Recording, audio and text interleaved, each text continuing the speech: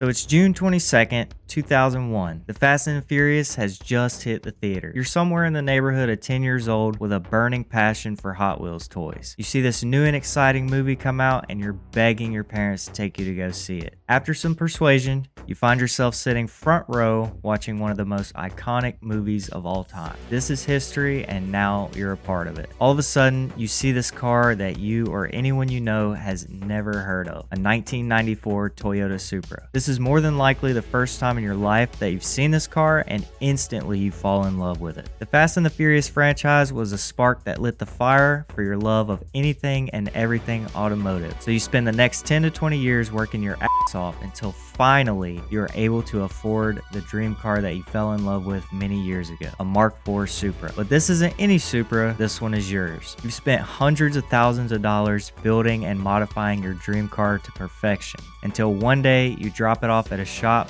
to have something done to it, only to be met with a viral video of your car being absolutely destroyed by the shop that you trusted it with.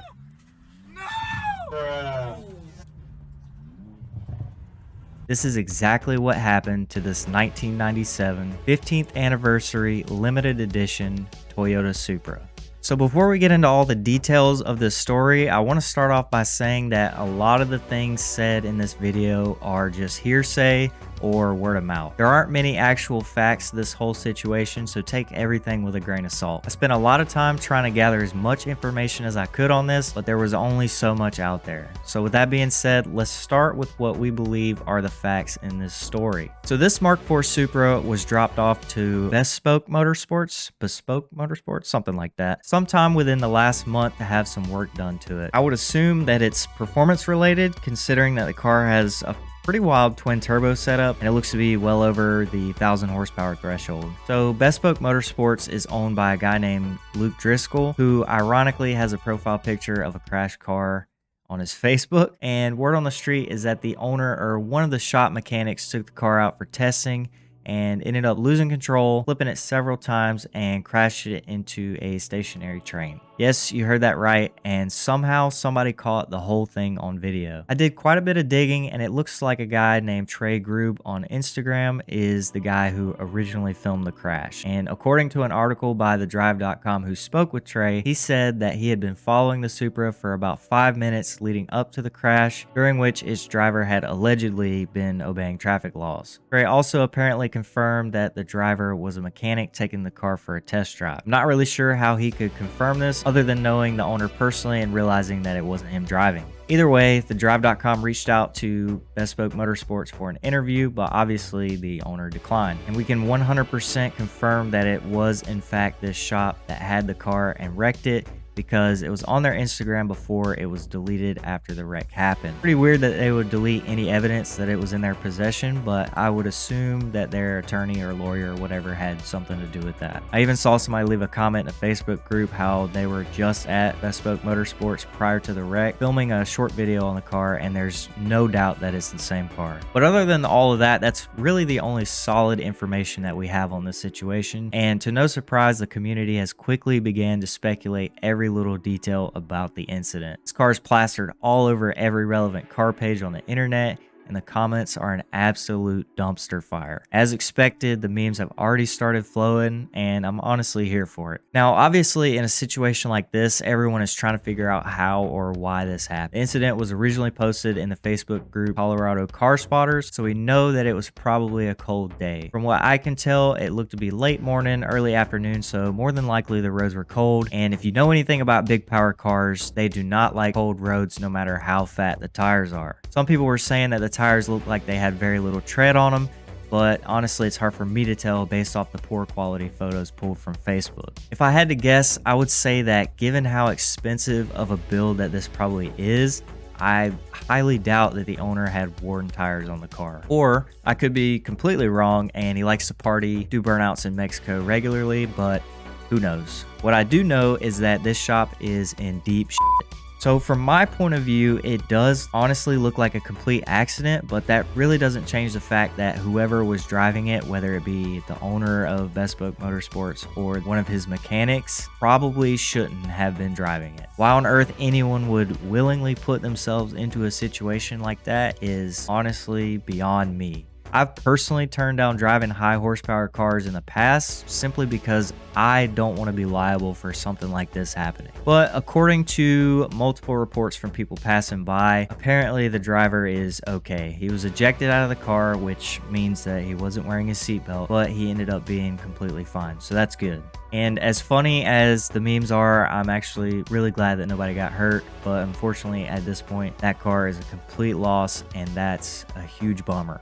I can't 100% confirm this, but a lot of people are saying that this car only had 17,000 miles on it. And I even saw somewhere saying that it was the original owner who still had the car. And if that's the case, it's honestly a shame. Not only was it potentially low mileage, but it was a left-hand drive, limited edition, 15th anniversary Supra. And with the way that prices are going for these cars, I can't even imagine how valuable that car was. Based off what I've seen, left-hand drive cars are going for insane prices these days, and I can only guess that that car is worth well over $100,000 in stock form, maybe even over $200,000 with the amount of work that it had. All that I know is the owner has to be completely devastated. I couldn't imagine being told that something like this happened to my car, and it really makes me wonder how the insurance will handle this. If there's any insurance adjusters watching this video, does this fall on the shop, the driver, or the owner of the car as far as coverage goes?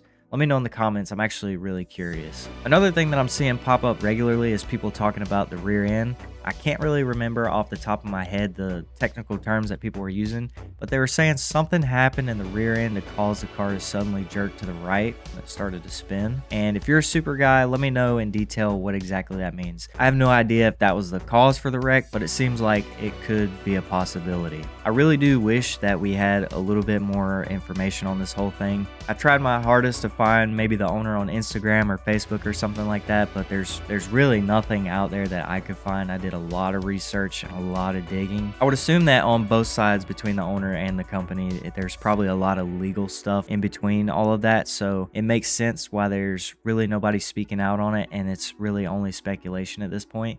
But I do wish that there was a little bit more, that we could know a little bit more of a backstory on the car. Maybe we would know the actual mileage, if that was legit, if it was one owner, stuff like that. But unfortunately, this is all that we really have. But if there's any more updates in the future, I will gladly cover it. Overall, though, I think this entire situation is extremely unfortunate for everyone involved. The owner lost a car that probably meant the world to him. A car that at this point is irreplaceable and nowhere near fixable. And I honestly think that this shop will probably never recover from this and likely will go out of business because of it. And if you disagree with that, you kind of got to think about who in their right mind would take their car to this shop knowing that they were responsible for totaling this Supra. Again, this is speculation, but apparently this isn't the first time that they've wrecked a customer car. I don't know the details on that, but I've seen it pop up a couple times, so who knows at this point. But I honestly hope that more information and details come out about this, and as much as people may disagree,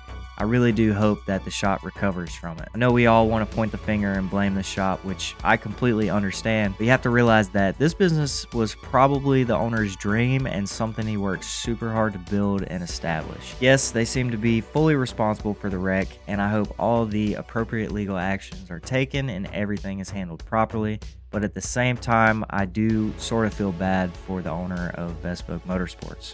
I just want to finish this off by saying that this right here is the exact reason why I will personally never take any of my cars to a shop, and I'm sure a lot of you guys kind of agree with me on that. I know that nothing that I own compares to this Supra, but this exact scenario has always kind of been in the back of my mind when it comes to thinking about taking my car to a shop. Unless I'm physically there to watch my cars, they will probably never go into a shop. I just kind of want to encourage you guys to get out there, work on your cars, and just be very cautious if you do need to take them to a shop. This is definitely not something that happens very often, but it does happen.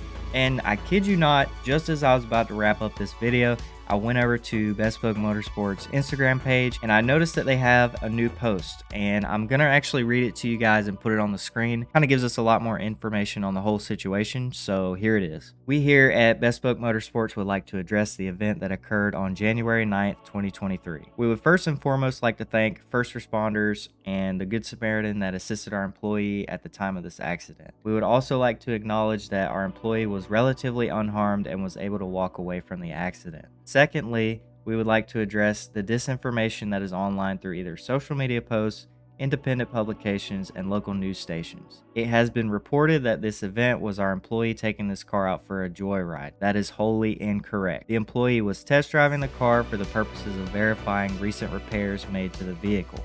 Over the course of the test drive, while driving within the legal limits of the road he was on, an accident occurred. Third, we are cooperating with insurance and will provide any and all information to make sure that this situation is resolved. This is a lengthy process, however, we will be seeing it through to the end. We understand that people are passionate about this car and the events that occurred. Unfortunately, with highly modified cars, there is an inherent risk associated when driving, and regrettably, this test drive resulted in an accident. We unequivocally stand by our employee and our brand. We hope that you all can do the same. Now, I fully did not intend for this bit to be in the video because this was literally just posted. Actually, this was posted 13 hours ago, but I'm just now seeing it. But seeing that, personally for me, that's a really good sign. The fact that these guys had pictures of this car on their Instagram and took them all down kind of made me think a little bit negatively about them. I don't know why that they would take it down. Again, as I said previously in the video, it probably has something to do with their attorney or lawyer or something like that. But the fact that they came out and kind of made this statement and publicly addressed everybody, I think that's a pretty good thing on their part. Unfortunately, though, it looks like the comments on this post have been limited. They're kind of handpicking the things that they want to be shown in the comments, and obviously there's only 2 comments right now of people saying like really good stuff, and I get it. I mean, these guys at this point, they're trying to avoid any public backlash. Obviously, people are speculating on everything. People are writing stories, just giving out misinformation, and I want to be very clear, I'm not trying to give out any misinformation here. I've told you guys that a lot of this is hearsay, word of mouth, speculation, so I don't want you guys to take anything that I say super serious. I'm just kind of telling the story and giving my thoughts on it. With that being said, I think it's super cool that they made a statement and let everybody know what was going on, and it looks like they're handling it great, and hopefully maybe in a couple weeks we'll see another update and everything will be all fine. Unfortunately, at the end of the day, that car cannot be replaced, and that's honestly the worst part about it. Rant over. That's really all that I have for you guys. I'm actually glad that they posted that so we can add that in here and you guys can get a little bit more information out of it. So if you made it this far into the video, I just want to say thank you for watching. Feel free to hit that subscribe button because it really does help. And if you want to see how Donut Media is ruining Subaru's reputation, click the video on the screen now. But other than that, I'll see you guys in the next video.